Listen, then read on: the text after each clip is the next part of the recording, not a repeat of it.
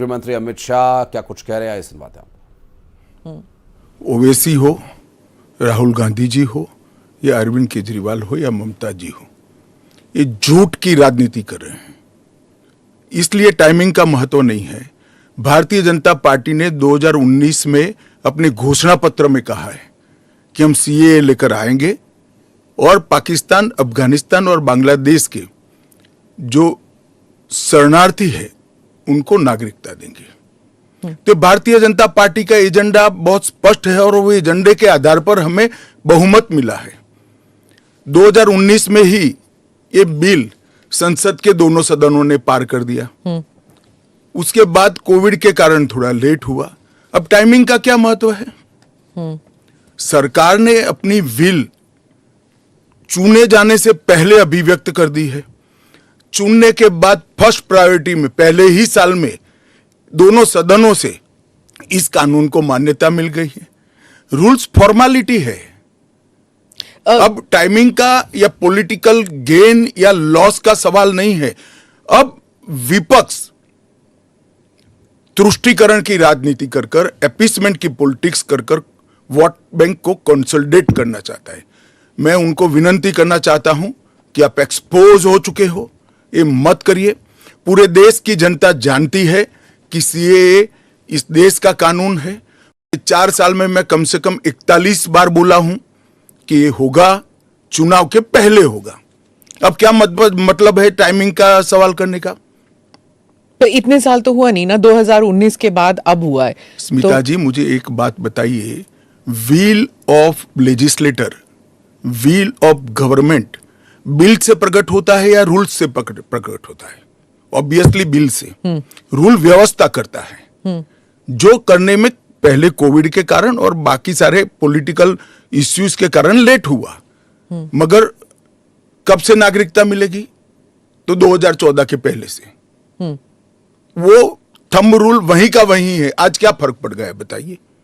कोई फर्क नहीं पड़ा है।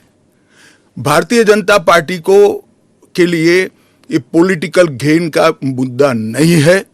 भारतीय जनता पार्टी के लिए, हमारे नेता नरेंद्र मोदी जी के लिए अफगानिस्तान, पाकिस्तान और बांग्लादेश से आए हुए करोड़ों शरणार्थियों को उनका अधिकार देने का मुद्दा है, उनकी वेदना से मुक्ति दिलाने का मुद्दा है और उनकी 3 पीढ़ी को न्याय देने का मुद्दा है, जो कांग्रेस पार्टी ने कभी नहीं दिया। आप कह रहे हैं करोड़ों लोग यहाँ आएंगे, लेकिन ये पॉलिटिकल नहीं है, मतलब आपको कोई पॉलिटिकल फायदा नहीं होगा। लेकिन जो विपक्ष है वो कहती है कि आप एक नया वोट बैंक बना रहे हैं, बीजेपी एक नया वोट बैंक बना रही है अपने लिए। देखिए, विपक्ष को और कोई काम नहीं। उन्होंने तो सर्जिकल स्ट्राइक और एयर स्ट्राइक को भी बताया कि आपका पॉलिटिकल फायदा है, तो क्या हम टेररिज्म पर कदम न उठाए?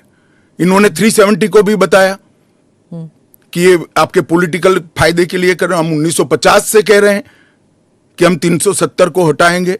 उनका हिस्ट्री है, जो बोलते हैं वो करते नहीं है। मोदी जी का हिस्ट्री है, जो भारतीय जनता पार्टी ने कहा है, नरेंद्र मोदी ने कहा है, वो पत्थर की लकीर है। मोदी की हर गारंटी पूरी होनी है। 2019 में आपने एएनआई को इंटरव्यू में कहा था कि जो हिंसा हुई थी उस वक्त, सीए के कारण जो हिंसा हुई थी, उस वक्त आपने कहा था एक डिसइंफॉर्मेशन कैंपेन है और वो आप दूर नहीं कर पाए उस डिसइंफॉर्मेशन को, मिस इन्फॉर्मेशन, डिसइंफॉर्मेशन, जो भी। इस बार क्या पार्टी जो है या सरकार जो है उसको अलग कर पाई है? स्मिता जी, दरमियान में मैंने कहा 41 टाइम, 41 बार अलग अलग मंचों से इसके बारे में मैंने डिटेल बात करी है कि इस देश के अल्पसंख्यक माइनॉरिटीज या तो किसी और व्यक्ति को डरने की जरूरत नहीं है, क्योंकि सीएए में किसी की नागरिकता लेने का प्रावधान ही नहीं है। सीएए सिर्फ और सिर्फ 3 देश, अफगानिस्तान, पाकिस्तान और बांग्लादेश से हिंदू, सिख, बौद्ध, क्रिश्चियन और पारसी, जो जैन और पारसी शरणार्थी आए हैं, इनको उनका अधिकार देने का कानून है, नागरिकता देने का कानून है, जिससे इनके जीवन की वेदनाओं को हम कम कर पाए।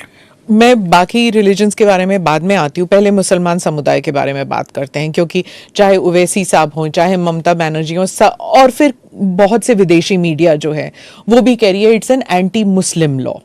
बिकॉज आप मुसलमानों को नहीं शामिल कर रहे हैं, तो वो क्राइटेरिया ही है कि मुसलमान नहीं होने चाहिए। ऐसा नहीं है।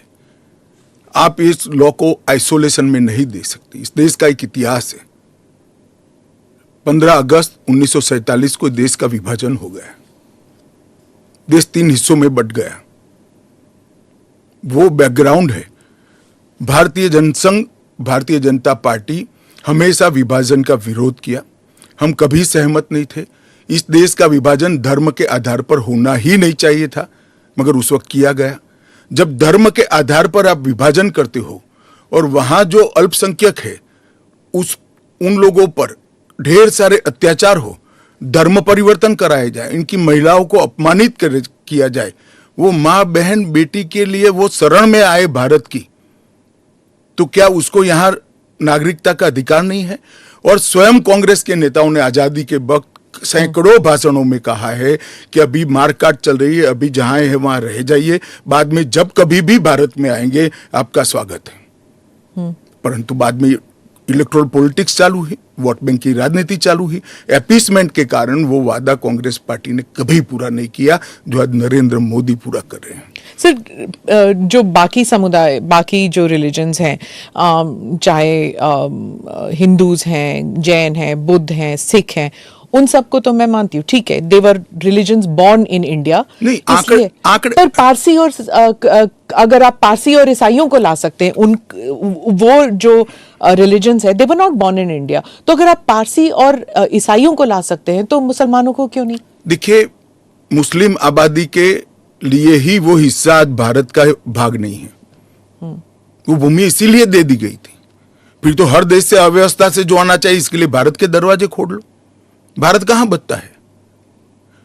अखंड भारत के जो लोग हिस्सा थे और जिन पर धार्मिक प्रताड़ना हुई है, उसको शरण देना मैं मानता हूं हमारी नैतिक जिम्मेदारी है और हमारी कॉन्स्टिट्यूशनल रिस्पॉन्सिबिलिटी। और स्मिता जी, आप आंकड़े की गहराई में जाइए। जब विभाजन हुआ तब पाकिस्तान में 23% हिंदू थे, हिंदू और सिख थे। आज 3.7% बच गए। कहां गए सारे? इतने सारे तो यहां आए नहीं। धर्म परिवर्तन हुआ, अपमानित किया गया, दोयम दर्जे के नागरिक के नाते इनको रखा गया। कहां जाएंगे ये लोग? क्या देश इसका विचार नहीं करेगा? देश की पार्लियामेंट इसका विचार नहीं करेगी? देश की पॉलिटिकल पार्टियों ने इनका विचार नहीं करना चाहिए? इसमें अहमदी मैं है, बांग्लादेश भी है। मैं बांग्लादेश की बात करता हूं जी। 1951 में हिंदुओं का प्रतिशत 22% था। मैं 51 की बात कर रहा हूं। बांग्लादेश की 51 के आंकड़े ऊपर हमारे पास है। 2011 की जनगणना में वो 10% रह गए। कहां गए वो लोग?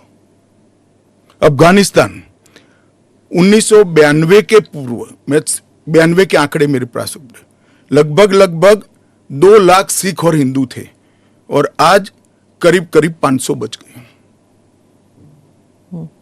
क्या इन लोगों को अपनी बिलीफ से जीने का अधिकार नहीं है? वो जब भारत एक था तब हमारे ही थे, हमारे ही भाई है, हमारी ही बहन है, हमारी ही माता है। अगर यही थ्योरी को आप अपना लो तो पार्टीशन के बाद इतने सारे शरणार्थियों को क्यों लिया?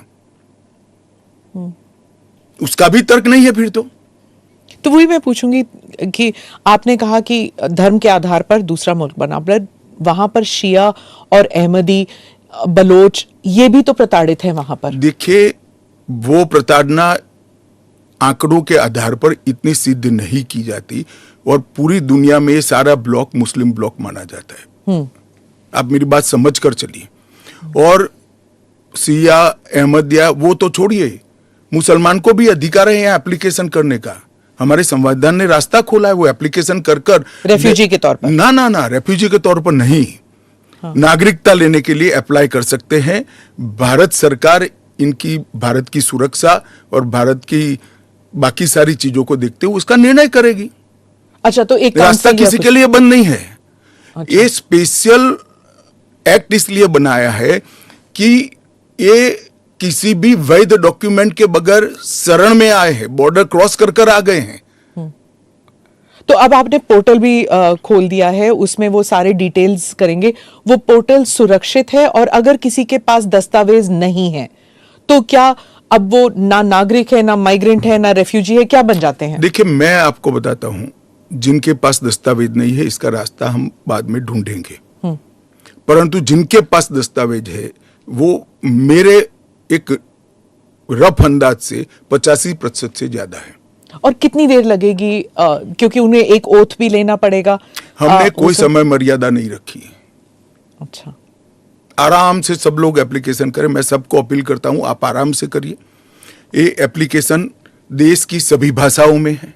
आपकी भाषा में आप डाउनलोड कर सकते हो, एप्लीकेशन कर सकते हो, और आपकी समय की अनुकूलता से भारत सरकार आपको इंटरव्यू के लिए बुलाएगी और डॉक्यूमेंट की ऑडिट के लिए बुलाएगी। और वो फेस टू फेस इंटरव्यू होगा या फिर? या फेस टू फेस होगा। Face to face. Original document लेकर आना पड़ेगा। और अगर वो सेकंड जनरेशन रेफ्यूजीज है, मतलब अगर उनके बच्चे हो गए हिंदुस्तान में, 15 अगस्त 1947 से लेकर 31 दिसंबर 2014 तक जो भी आए हैं वो और उनके बच्चों का भारत में स्वागत है।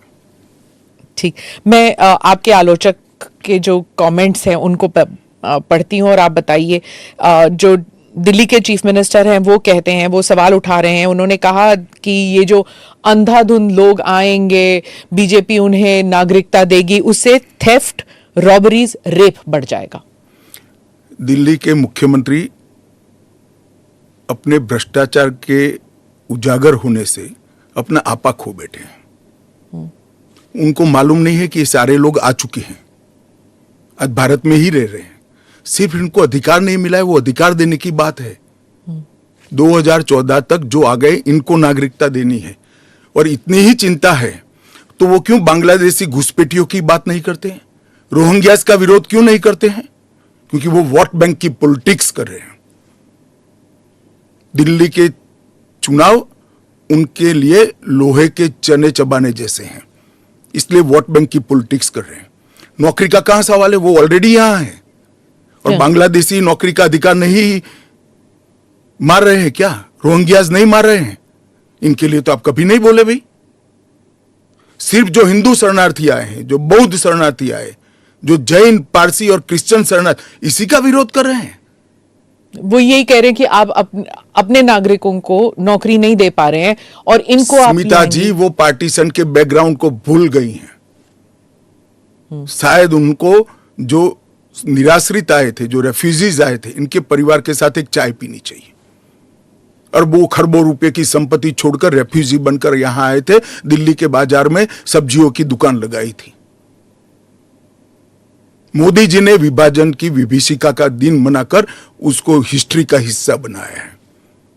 इन लोगों के मन में संवेदना नहीं है, वो समझते नहीं है वहां धर्म के आधार पर इनके परिवार की महिलाओं का गौरव छीना जाए, अपमानित किया जाए, क्या करेंगे वो?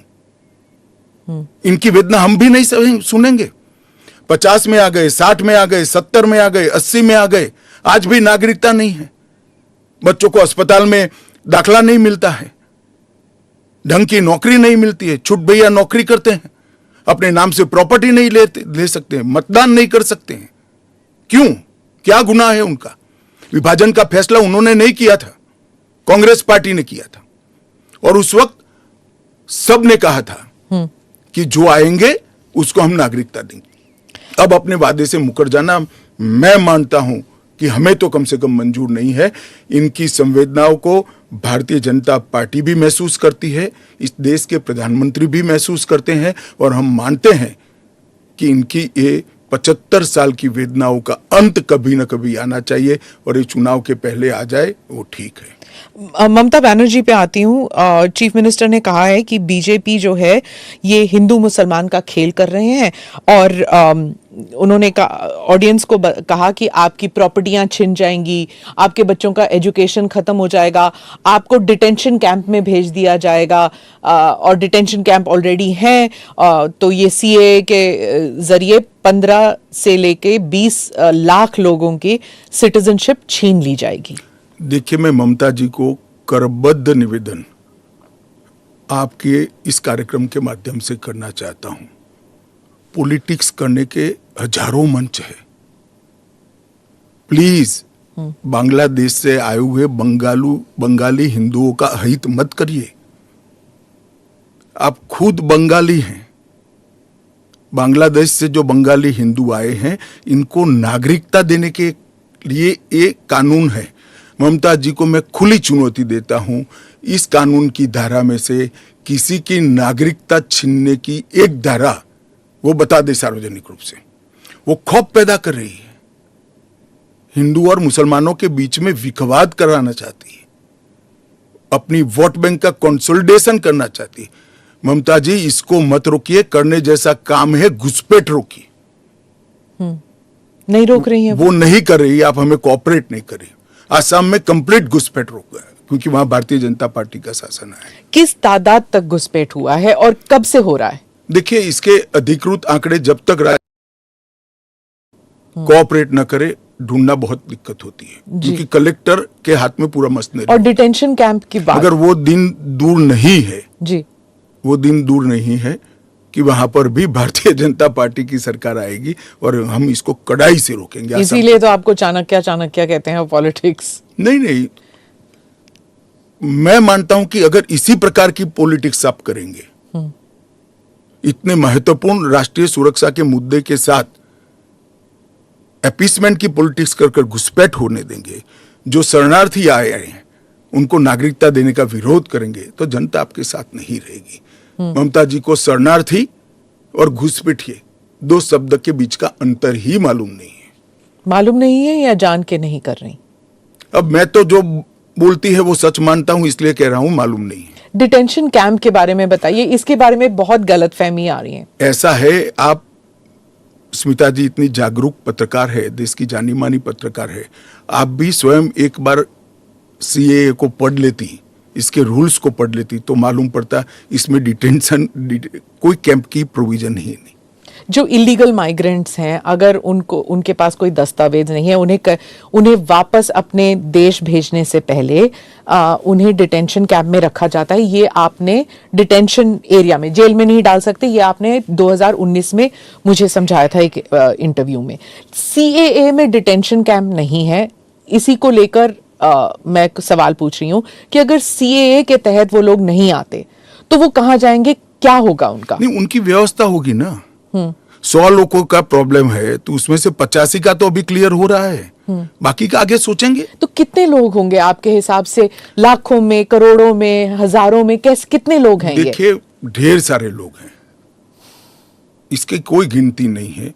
वो जब एप्लीकेशन आएगी, और बहुत सारे लोग, ये जो मिस कैंपेन चल रहा है, अपप्रचार चल रहा है, इसके कारण शायद एप्लीकेशन करते हुए भी डरेंगे। मैं सबको आश्वस्त करना चाहता हूं, आप यहां पर अप्लाई कर दीजिए। नरेंद्र मोदी गवर्नमेंट पर भरोसा रखिए। आपको रिट्रोस्पेक्टिव इफेक्ट से सिटीजनशिप दी जाएगी।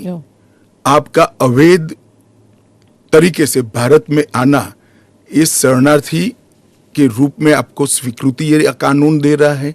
इसका कोई क्रिमिनल केस आप पर होगा नहीं, और आपकी भारत में की हुई सारी एक्टिविटी को भी वैधता प्रदान की जाएगी। तो किसी को डरने की जरूरत नहीं है। उनके पास एक्स्ट्रा राइट्स होंगे या इक्वल राइट्स होंगे या कम राइट्स होंगे? इक्वल राइट होंगे। वो भारत के नागरिक माने जाएंगे। मेरा और आपके जितना ही अधिकार उनका होगा। एक और बात थी, वो एक तो गलतफहमी, अप्रचार कहिए या जो भी है, या कंफ्यूजन ही कहिए, कि असम में सीएए लागू होगा या नहीं होगा, और एनआरसी और सीएए ये इनका क्रॉसिंग है कि नहीं, इंटर देखिए, असम में जो एनआरसी की ऑर्डर हुए वो सुप्रीम कोर्ट ऑफ इंडिया की, इसका सीएए से कोई लेन देन नहीं है। आसाम नहीं, देश के हर हिस्से में सीएए लागू होगा। सिर्फ नॉर्थ ईस्ट के राज्य जहां पर 2 प्रकार के विशेषाधिकार उनको दिए गए हैं, वो विशेषाधिकार के तहत जो राज्य आते हैं उनको ही सीएए नहीं होगा। एक इनर लाइन परमिट का प्रोविजन है, और संविधान की 6ठी अनुसूची में शामिल जनजातीय क्षेत्र है। हाँ, वो जो 6 शेड्यूल में वो असम के कुछ, जम्मू कश्मीर के कुछ इलाके, राजस्थान के कुछ इलाके, हिमाचल के कुछ इलाके आते हैं उसमें। वहां नहीं लागू होगा, बाकी सब जगह लागू हो जाए। पर लोग नहीं जानते ना, क्योंकि कुछ साल वो यहाँ है, कुछ साल, और जो ट्राइबल इलाके हैं उनका जो कॉम्पोजिशन है वो बदलेगा नहीं सीए की वजह से? जरा भी नहीं बदलेगा। हाँ। ट्राइबल कॉम्पोजिशन और उनके अधिकार को हम जरा भी डाइल्यूट नहीं कर रहे हैं। हाँ। हमने एक्ट में ही प्रोविजन कर दिया है कि जहां पर भी इनर लाइन परमिट है और जहां संविधान की 6ठी सूची में जो क्षेत्र शामिल किए गए हैं, इन पर वहां पर सीएए नहीं लागू होगा और वहां के एड्रेस वाला एप्लीकेशन भी ऐप में अपलोड ही नहीं होता है। तो लागू होने का सवाल ही नहीं आता है। और एक्ट में ही प्रोविजन है, मगर हमने एप्लीकेशन में भी वो एरिया को एक्सक्लूड कर दिया है। कोई अप्लाई करेगा भी वो वहां से तो नहीं, ऐप ही नहीं खुलेगा। पर वो कहीं और जाके अप्लाई कर सकता है ना? तो वो भारत के नागरिक तो बन ही सकते हैं। हाँ, अच्छा, ओके। वो संविधान की 6ठी अनुसूची में सुरक्षित क्षेत्रों के नागरिक नहीं बन सकते। इनर लाइन परमिट से सुरक्षित क्षेत्रों के नागरिक नहीं बन सकते, वो भारत के नागरिक बन ही सकते हैं। आपने कहा हर जगह लागू होगा। केरल, तमिलनाडु, पश्चिम बंगाल, इन तीनों राज्यों ने कहा है कि हम यहां पर लागू नहीं होने देंगे। क्या उनके पास ये अधिकार है कि वो लागू नहीं करने देंगे? वो भी समझ रहे हैं कि उनको अधिकार नहीं है। हमारे संविधान के अनुच्छेद 11 में संसद ने नागरिकता के बारे में कानून बनाने का अधिकार केवल और केवल भारत की संसद को दिया गया है। एक केंद्र का विषय है, केंद्र और राज्यों का साझा विषय नहीं है। तो नागरिकता के बारे में कानून और कानून का इम्प्लीमेंटेशन, वो दोनों हमारे संविधान की 246/1 अनुच्छेद के माध्यम से इसको शेड्यूल 7 में डाला गया है, जो केंद्र की, इसकी तमाम शक्तियां केंद्र को दी गई है। पर जैसे वेरिफिकेशन वगैरह है, पूरा जो ग्राउंड पे तो चेकिंग होगी ना, वो सब तो स्टेट गवर्नमेंट ही करेंगे। क्या वेरीफाई करना है? सिर्फ पोर्टल के थ्रू? वो तो इंटरव्यू में लेकर आएंगे कि मैं बांग्लादेश से आया हूं, देखिए मेरा पुराना डॉक्यूमेंट है। और वो राज्य में नहीं होगा इंटरव्यू? इंटरव्यू राज्य में भी हो सकता है, भारत सरकार करेगी। तो कोऑपरेशन की जरूरत नहीं है, क्योंकि ये करना ही होगा। मैं मानता हूं चुनाव के बाद सब कोऑपरेट करेंगे।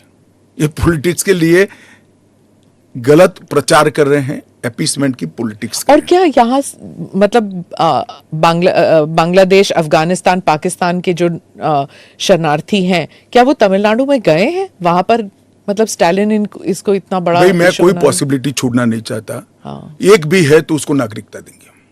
जी। जयराम रमेश, कांग्रेस के नेता, ने कहा है कि ये अनकॉन्स्टिट्यूशनल है। शशि थरूर कहते हैं कि अगर कांग्रेस जीत जाती है इलेक्शन या इंडिया अलायंस जीत जाती है तो ये सीएए को रिपील कर दिया जाएगा। क्या कहेंगे आप? देखिए, उनको भी मालूम है कि इंडिया अलायंस सत्ता में नहीं आना है। मैं आज आपके चैनल पर कहना चाहता हूं, सीएए के कानून को भारतीय जनता पार्टी की सरकार लाई है, नरेंद्र मोदी सरकार लाई है। इसको रिपील करना असंभव है। हम पूरे देश को जागरूक करेंगे और रिपील करने वालों को कहीं पर स्थान ही न मिले, इस स्थिति होगी। और जहां तक असंवैधानिक होने का सवाल है, वो आर्टिकल अनुच्छेद 14 का हवाला देते हैं। वो भूल जाते हैं कि अनुच्छेद 14 में 2 अपवाद रखे हुए हैं। एक रीजनेबल क्लासिफिकेशन का अपवाद है और दूसरा कानून के उद्देश्यों के साथ लॉजिकल संबंध होना चाहिए। तो वो आर्टिकल 14 का वायोलेशन नहीं करता है। इसमें रीजनेबल क्लासिफिकेशन बहुत स्पष्ट है कि जिन लोगों पर भारत के पुराने हिस्सों में आज वो विभाजन के कारण देश से कटे हैं, अफगानिस्तान, पाकिस्तान और बांग्लादेश में, जिन लोगों पर धार्मिक प्रताड़ना होने के कारण जो भारत की शरण में आए हैं, उसके लिए एक कानून है। तो रीजनेबल क्लासिफिकेशन बहुत स्पष्ट है और इसलिए ये पूरी तरह से संवैधानिक कानून है। एक और क्रिटिसिज्म है, महबूबा मुफ्ती कहती हैं कि ये सुप्रीम कोर्ट में जो है उसकी सुनवाई अभी बाकी है, तो इतनी जल्दबाजी क्यों? देखिए, हर कानून को कोई सुप्रीम कोर्ट में स्टे करेगा तो कानून का इम्प्लीमेंटेशन नहीं होगा। सुप्रीम कोर्ट के सामने न्याय मांगने के लिए जाना और सुप्रीम कोर्ट ने स्टे देना दो अलग बात है। इस कानून पर सुप्रीम कोर्ट का कोई स्टे नहीं है। 4 साल से लोग गए हैं, अभी लंबित है, मगर सुप्रीम कोर्ट ने इसके इम्प्लीमेंटेशन पर कुछ स्टे नहीं दिया है। मैं महबूबा जी को पूछना चाहता हूं, 370 पर 1951 में ही सुप्रीम कोर्ट में अर्जी हो गई थी, फिर क्यों इतने समय तक आप एंजॉय किए भाई? आप बताएंगे देश की जनता को? जब आपके पक्ष की बात होती है तब नैतिकता के पैरामीटर्स बदल जाते हैं। ऐसे नहीं होता है। देश का एक संविधान है, परंपराएं हैं, अदालतों की परिपाटी है, इसके हिसाब से देश चलता है। वो संविधान के बारे में बात करें तो यूबीटी जो ग्रुप है शिवसेना की, वो कहते हैं कि आपकी विफलताओं को छुपाने के लिए मेरा उद्धव जी से रिक्वेस्ट है कि कानून चाहिए या न चाहिए वो स्पष्ट करो पहले। क्या उद्धव जी बोल सकते हैं कि कानून नहीं आना चाहिए? मैं आज उनका आह्वान करता हूं, देश की जनता के सामने, महाराष्ट्र की जनता के सामने स्पष्ट करें कि सीएए नहीं होना चाहिए। हिंदू शरणार्थियों को, बौद्ध शरणार्थियों को, जैन, बौद्ध और क्रिश्चियन शरणार्थियों को नागरिकता नहीं मिलनी चाहिए। एक बार उद्धव जी स्पष्ट करे जरा। आपका इशारा आई वॉश आप कर रहे हो, टाइमिंग का सवाल दिख रहा, तत्व का क्यों चर्चा नहीं करते हो? आपका इशारा बाल ठाकरे की तरफ। नहीं, मेरा तो उनकी ओर है। बाल ठाकरे साहब तो अब रहे नहीं, वो स्पष्ट करे। क्योंकि वो पहले बोलते थे जो नहीं, पार्लियामेंट में भी बोले हैं।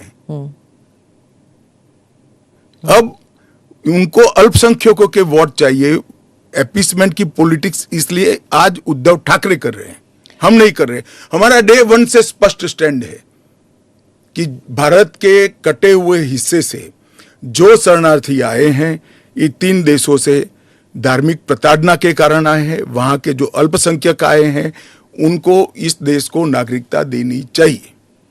ओवैसी साहब पे आ जाती हूँ, जो आपके हमेशा ही स्पीक्स अगेंस्ट यू, तो उनके बारे में वो खुलकर ही कह रहे हैं कि ये एंटी मुस्लिम है। क्या तर्क है आपका? एंटी मुस्लिम कैसे है?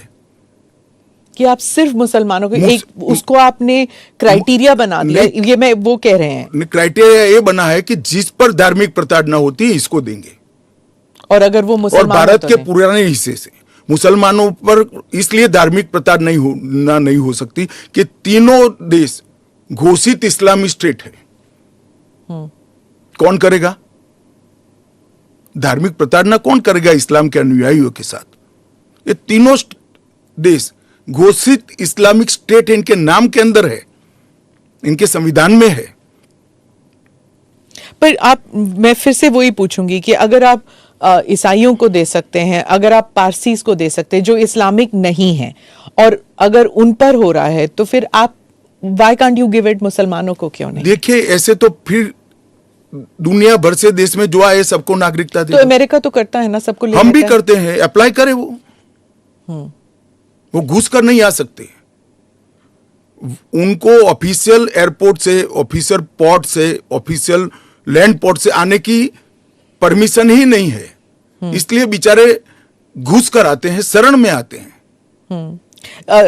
अमित भाई, वो आपका एक वो इंटरव्यू बार बार लूप पे चल रहा है हर जगह कि क्रोनोलॉजी समझिए, सीए के बाद एनआरसी आएगा। देखिए, ऐसा है स्मिता जी, सीए का कानून अभी चर्चा पर है। 1, इसमें एनआरसी का कोई प्रोविजन नहीं है। 2, इसमें किसी की नागरिकता छीनने का कोई प्रोविजन नहीं है। 3, अगर विपक्ष को ये चाहिए कि उनसे चर्चा हो, तो कोई भी कानून करने से पहले और बाद में संसद में चर्चा होती ही है। तो दोनों को मिक्सअप कर आप क्या लेना चाहते हो? अभी सिर्फ सीए चर्चा में है। जैसे सीए को इतना वक्त लगा, जिस तरह फार्म लॉज को रोल बैक किया गया क्योंकि सच अ लॉट ऑफ बैकलैश, तो क्या अगर इंटरनेशनल प्रेस में आने लगे और अगर यहाँ पर सड़कों पर लोग उतर आए, तो क्या ये भी वापस ले लिया जाएगा? देखिए, सीए का कानून कभी वापस नहीं जाएगा, और भारत की नागरिकता सुनिश्चित करना ये भारत का विषय है, भारत की संप्रभुता का निर्णय है। इसके साथ हम कोई कॉम्प्रोमाइज नहीं कर सकते। जब हम ट्राइबल एरियाज की बात करते हैं, अभी आपने कहा कि जो 6 शेड्यूल और जो काउंसिल्स, ट्राइबल काउंसिल्स का एरिया था, वहाँ पर ये ऑटोनोमस काउंसिल्स जहाँ पर हैं वहाँ पर नहीं होगा, लागू नहीं होगा। इन एरियाज में जो है डेवलपमेंट होता नहीं है क्योंकि इतने सारे लेवल्स ऑफ गवर्नेंस होते हैं वहाँ पर। आप 2 दशक पहले की बात कर रही हैं। हाँ। आज वहां जाकर आइए, मोदी जी ने पूरे नॉर्थ ईस्ट में एयरपोर्ट वगैरह, हाँ, एयरपोर्ट बना दिए, रेल पहुंचने को आ गई, रोड बना दिए, हर घर में बिजली पहुंच गई, शौचालय पहुंच गया, हर घर में स्वास्थ्य की सुविधाएं पहुंच गई, गैस का सिलेंडर पहुंच गया, शिक्षा की भी उच्चतम शिक्षा संस्थान आज नॉर्थ ईस्ट में एस्टैब्लिश हुए हैं।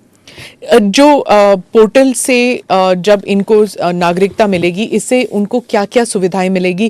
क्या आम नागरिक की तरह, या फिर जैसे उनको ये दिखाना पड़ेगा कि हाँ CAA के तहत हमको नागरिकता मिली है? क्या ये अलग आइडेंटिटी? ना ना ना ना ना, वो भारत के आम नागरिक की तरह ही भारत के नागरिकों की सूची में सम्मान के साथ समाहित हो जाएंगे। और उनको मेरे और आपके जितना ही अधिकार होगा। वो चुनाव भी लड़ सकते हैं, MLA भी बन सकते हैं, MP भी बन सकते हैं, मुख्यमंत्री या केंद्र सरकार के मंत्री भी बन सकते हैं। राहुल गांधी जो न्याय यात्रा में बार बार CAA भी उठ रहे हैं और बाकी विषयों पर भी सरकार पर आरोप लगाते हैं कि अपनी विफलताओं को छुपाने के लिए कभी CAA लागू कर रहे हैं। मेरा तो आपसे रिक्वेस्ट है जी, कांग्रेस में आपकी अच्छी खासी पहुंच है, इस विषय पर राहुल जी से एक बार चर्चा कर डिटेल पूछ लो जरा। वो चर्चा नहीं कर रहे हैं ना, वो मीडिया को वहां पर कह रहे हैं कि मीडिया जो है वो चर्चा नहीं करना चाहती क्योंकि वो हमारे हाथ बंधे हुए हैं, हमारा मुंह बंद है। नहीं, मगर इस कमरे में बैठकर आपको इंटरव्यू करे CAA पर और समझाए, जो वो बोल रहे हैं वो इतना समझा दे जनता को। राजनीति के अंदर आपके निर्णय को जस्टिफाई करने की जिम्मेदारी आपकी होती है। जैसे मेरी सरकार का फैसला ऐसी है, इसके बारे में मेरी पार्टी के तर्क, मेरी गवर्नमेंट के तर्क और क्यों ये देश के हित में है मुझे समझाना पड़ता है। जरा राहुल गांधी जी आपके इसी कमरे में आकर देश को समझा दे कि क्यों विरोध में है। आप कहते हैं कि ये राजनीतिक नहीं है, लेकिन आपके जो राजनीतिक स्पीचेस हैं, तेलंगाना में आपने कहा, जब आप अपने वायदे गिनते हैं कि ये वायदे हमने पूरे किए, तो CAA भी उसमें है, तो इसमें राजनीतिक कहां से हो गया? तो फिर आपके तो हमारा एक वादा था कि देश के अर्थतंत्र को सुधारेंगे, तो क्या अर्थतंत्र मत सुधारो, पॉलिटिक्स कर रहे हो। फिर राजनीतिक कहां से हो गया? हम मानते हैं CAA देश के हित में है, इनका अधिकार है, इसलिए हमने दिया है। पॉलिटिक्स कहां से? वो भी कहना देना चाहिए। अगर राजनीतिक फायदा है तो उनको कौन रोक रहा है? पर CAA पे तो बहस हुआ नहीं ना, वो बात पास हो गया, उसके बाद पास कैसे हो गया? पार्लियामेंट में पूरी बहस करी है हमने। तो अगर 400 सीट आते तो क्या वो फुल लाइसेंस हो जाता है कि आपके हिसाब से कि जनता ने कहा कि हमने आपको 400 सीट दी है, अब आप जो भी देश हित में समझे वो करते जाइए। ऐसे लाइसेंस जिन्होंने उपयोग करे, हमने तो कभी नहीं करे। हमने तो जनता ने जब जब आशीर्वाद दिया बड़ी जिम्मेदारी के साथ देश चलाया, चाहे अटल जी हो चाहे नरेंद्र भाई। इंदिरा गांधी ने एक बार लाइसेंस का दुरुपयोग किया था और फिर स्वयं चुनाव हार गई थी। तो इसका भी मैकेनिज्म पड़ा है ना। जो लाइसेंस का दुरुपयोग करेगा उसका भी मैकेनिज्म है। हमारे 5 साल के बाद पब्लिक के सामने जाना है, यहां समाप्त नहीं हो जाता है। ये आप कह रहे हैं, लेकिन जैसे फॉरेन मीडिया को अगर आप देखें, वो कह रहे हैं कि एक के बाद एक जो आपने किया है, चाहे ट्रिपल तलाक हो, 370 हो, CAA हो। एक सेकंड, फॉरेन मीडिया को पूछे उनके देश में ट्रिपल तलाक है क्या? नहीं है। उनके देश में मुस्लिम पर्सनल लॉ है क्या?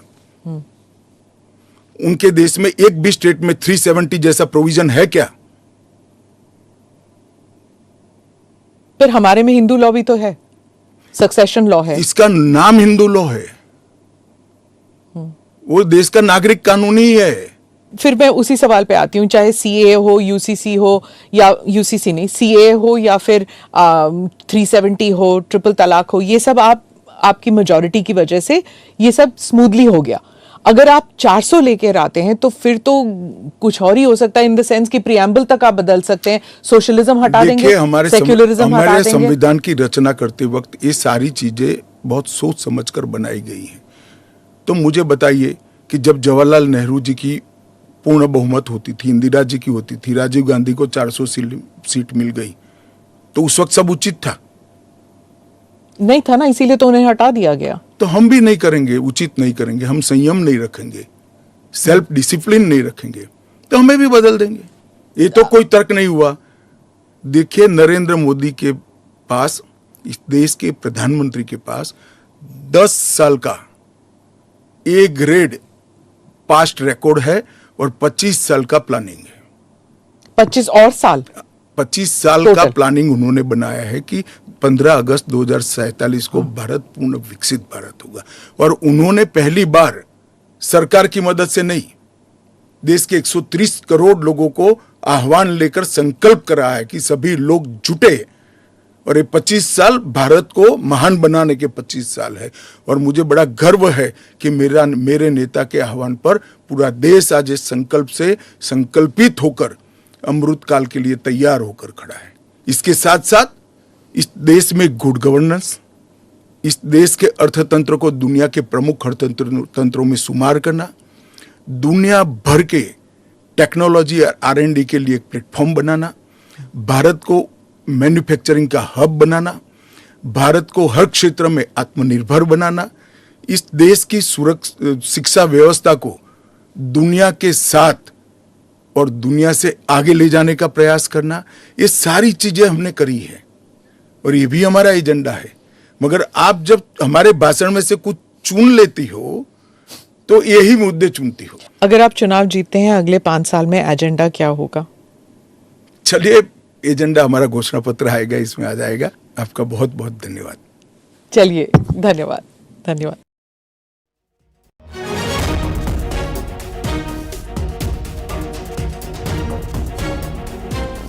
किया जाएगा, नागरिकता सुनिश्चित करना हमारा अधिकार है। और साथ ही अमित शाह को आप सुन रहे थे, एक्सक्लूसिव इंटरव्यू अमित शाह का, और उन्होंने CAA पर अपनी बात रखी है। और साथ ही उन्होंने ये भी कहा कि CAA की टाइमिंग पर सवाल उठाना गलत है और CAA को NRC से नहीं जोड़ना चाहिए।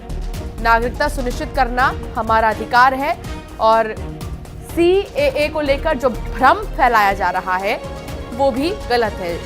विपक्ष झूठ की राजनीति कर रहा है, विपक्ष पर भी अमित शाह कहते हुए नजर आए। तो CAA कानून कभी वापस नहीं लिया जाएगा, ये बहुत बड़ी बात। अमित शाह की बड़ी बातें क्या है ये हम आपको दिखा रहे हैं।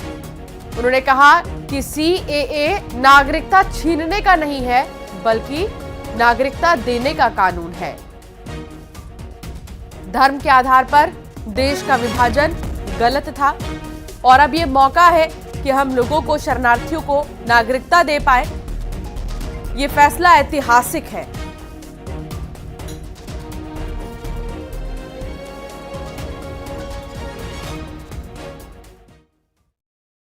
आएंगे और पाकिस्तान, अफगानिस्तान और बांग्लादेश के जो शरणार्थी है उनको नागरिकता देंगे। तो भारतीय जनता, सारे विपक्षी दल, ओवैसी हो, राहुल गांधी जी हो या अरविंद केजरीवाल हो या ममता जी हो, ये झूठ की राजनीति कर रहे हैं। इसलिए टाइमिंग का महत्व नहीं है। भारतीय जनता पार्टी ने 2019 में अपने घोषणा पत्र में कहा है कि हम CAA लेकर आएंगे और पाकिस्तान, अफगानिस्तान और बांग्लादेश के जो शरणार्थी है उनको नागरिकता देंगे। तो भारतीय जनता पार्टी का एजेंडा बहुत स्पष्ट है और वो एजेंडे के आधार पर हमें बहुमत मिला है। 2019 में ही ये बिल संसद के दोनों सदनों ने पार कर दिया। उसके बाद कोविड के कारण थोड़ा लेट हुआ। अब टाइमिंग का क्या महत्व है? सरकार ने अपनी विल। और चलिए यहाँ रुकेंगे, एक छोटे से ब्रेक के लिए फौरन हाजिर होंगे।